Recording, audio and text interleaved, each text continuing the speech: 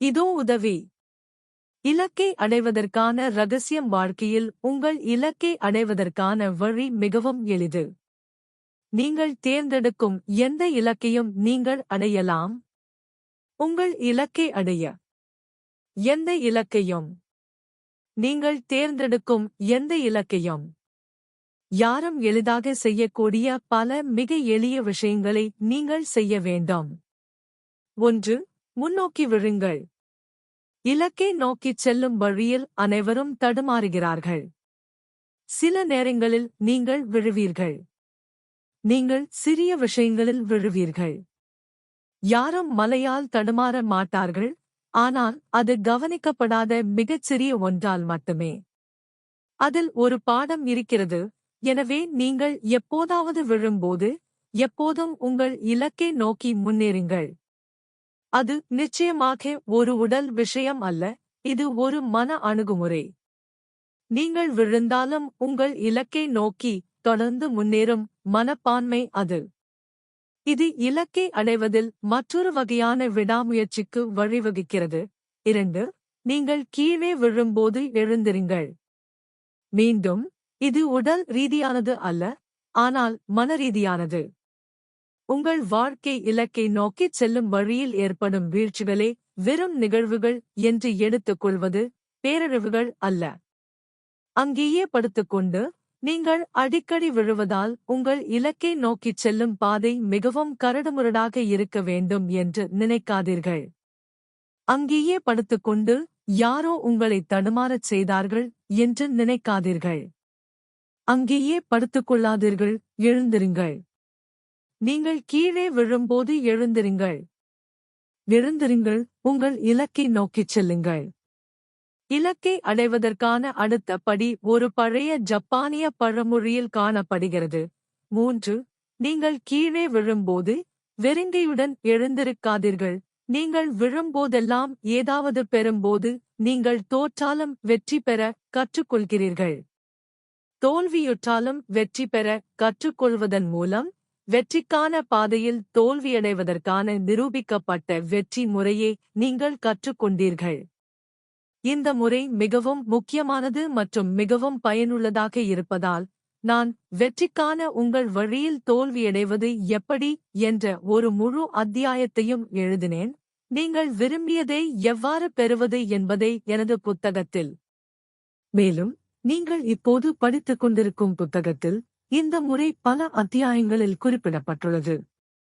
எனவே, தோல்வி என்பது பரிசோதனை, ஆராய்ச்சி, சோதனை மற்றும் கண்டுபிடிப்பு இன் அனைத்து அறிவியல் வடிவங்களிலும் ஏற்றுக்கொள்ளப்பட்ட செயல்முறை என்பதை வலியுறுத்துவதைத் தவிர, இங்கே விவரங்களை மீண்டும் சொல்ல மாட்டேன்.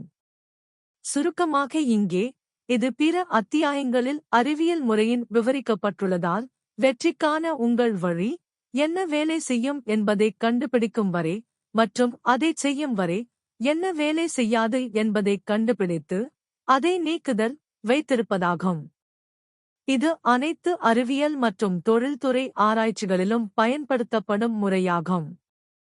எனவே, தோல்வியைக் கண்டு பயப்பட வேண்டிய மற்றும் தவிர்க்க வேண்டிய ஒன்றாக நினைப்பதற்கு பதிலாக, தோல்வி என்பது மிகவும் பரவலாக பயன்படுத்தப்படும் ஆராய்ச்சி நுட்பங்களில் ஒன்றாகும், மேலும் இது வெற்றிக்கான ஒரு உறுதியான வழி என்பதை நீங்கள் உணர வேண்டும்.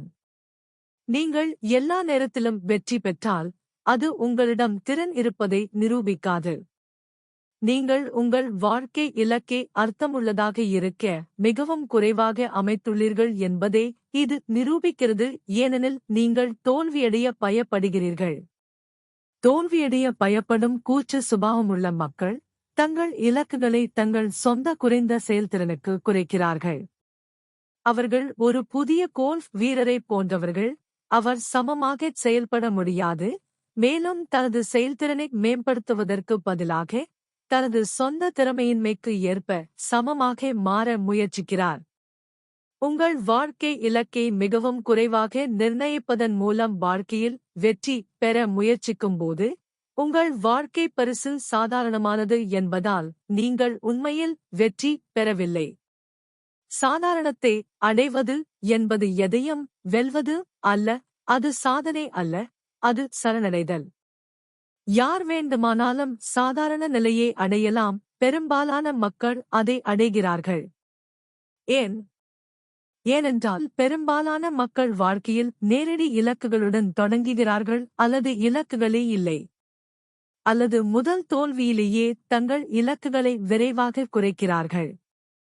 அவர்கள் சோம்பேறிகளாக இருப்பதால் அல்ல, பெரும்பாலான சாதாரண மக்கள் தங்கள் சாதாரண வாழ்க்கை முறையை ஆதரிக்க, சாதாரண ஊதியத்திற்காக, தங்கள் சாதாரண வேலைகளில் கடினமாக உழைக்கிறார்கள். அவர்களின் குறைந்த இலக்கை அல்லது வாழ்க்கையில் எந்த இலக்கையும் பூர்த்தி செய்ய இல்லை, அவர்கள் சோம்பேறிகளாக இருப்பதால் அல்ல. அவர்கள் சலுகைகள் குறைந்தவர்கள் அல்லது கல்வியறிவு குறைந்தவர்கள் அல்லது தாழ்த்தப்பட்ட நபர்கள் என்று அழைக்கப்படுபவர்களை விவரிக்க பொதுவாக பயன்படுத்தப்படும் கீழ் பதவிகளில் ஏதேனும் அல்லது அனைத்தும் எண் பதாலும் அல்ல, ஒரு கீழ் பண்பு தவிர. அவர்கள் குறைந்த உந்துதல் கொண்டவர்கள். அவர்கள் குறைந்த உந்துதல் கொண்டவர்கள் என்பதால் அவர்கள் குறைந்த இலக்குகளை அல்லது தங்கள் வாழ்க்கைக்கு இலக்குகளை நிர்ணயிக்கிறார்கள். குறைந்த இலக்குகள் அல்லது இலக்குகள் இல்லாமல் நிரூபிக்கப்பட்ட வெற்றி முறைகளை பயன்படுத்த அவர்களிடம் எதுவும் இல்லை, எனவே வாழ்க்கையில் குறிப்பிடத்தக்க வெற்றியை அடைய முடியாது, அடையவும் முடியாது. அவர்கள் சாதாரணத்தன்மை அல்லது அதற்கும் குறைவாக திருப்தி அடைகிறார்கள்.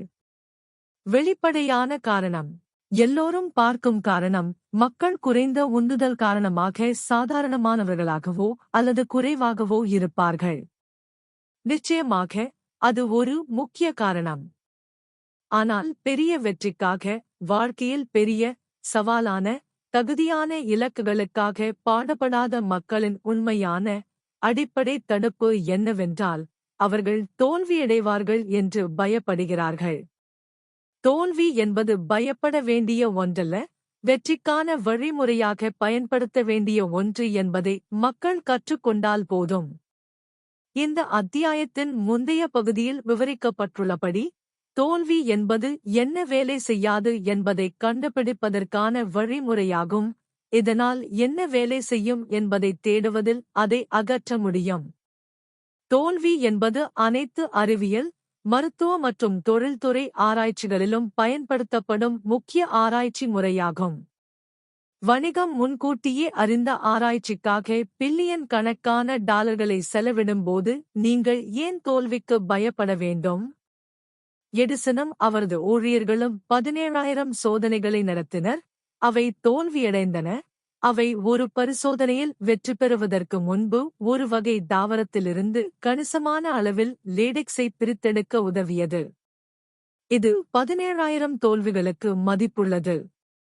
நிரூபிக்கப்பட்ட வெற்றி முறையாக இருப்பதோடு மட்டுமல்லாமல், தோல்வி உங்கள் குணத்திற்கும் ஆளுமைக்கும் நல்லது. இது ஒரு சவாலான அனுபவம். தோல்வி உங்களிடமிருந்து எதையும் பறிக்காது, தோல்வி உங்களுக்குள் நிறைய தேவையான குணத்தையும் ஆளுமை பண்புகளையும் உருவாக்குகிறது. நீங்கள் தோல்வியடைவதால் நீங்கள் பலவீனமானவர் அல்ல, நீங்கள் கடினமானவர், வலிமையானவர், அதிக உறுதியானவர், மேலும் மிகவும் புத்திசாலி. எப்படியோ, நான் மிகவும் இளமையாக இருந்தபோது மேற்கூறிய உண்மையை கற்றுக்கொண்டேன். எனவே தோல்வியின் கடினமான அடிகளை எடுக்க கற்றுக்கொள்ளத் தொடங்கினேன். தோல்வி சூழ்நிலைகளுக்கு வேண்டுமென்றே என்னை வெளிப்படுத்துவதன் மூலம். தடகளத்தில் நான் உயர்ந்த எதிரிகளுக்கு எதிராக போட்டியிட்டேன்.